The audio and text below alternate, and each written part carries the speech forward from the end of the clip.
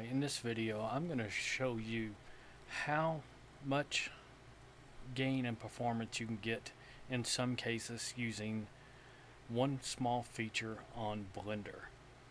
Alright, now here's a little simple rigid body animation, and it has about 7 or 8 4K textures.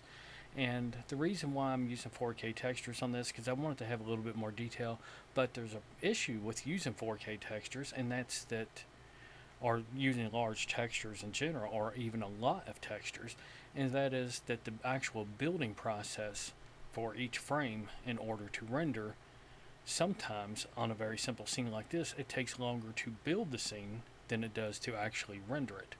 And this is one of those cases. Now, I'm going to click render animation, and you can see this time right now, the time it's spending building the frame is very small compared to the amount of time that it's actually rendering. And as a result, we end up having a render time of roughly 8 seconds per frame. See, 8 seconds, the previous one was 7.99, and this one should be around 8 seconds also. 8 seconds exactly. But there's a way to speed that up. Now, generally, I would not use this technique unless I didn't have any moving parts. Now, in this case, I only have one moving part, and this is the sphere.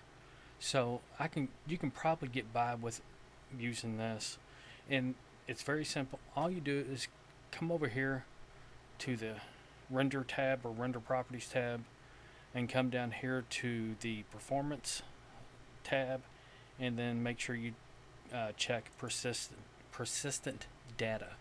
And what that does, it basically tells the GPU to retain all the texture data and stuff like that, instead of having the computer have to resend all this data to the GPU for each individual frame. It retains that data in the GPU's VRAM.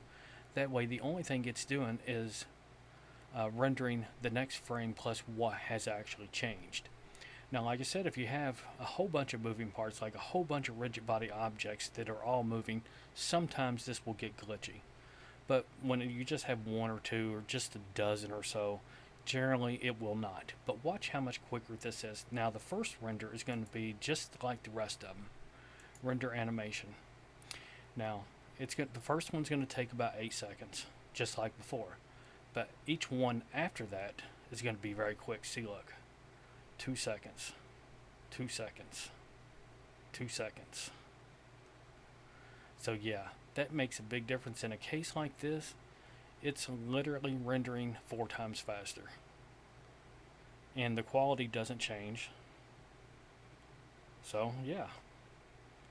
I hope y'all found this interesting, especially for newbies, because I know this is a newbie thing.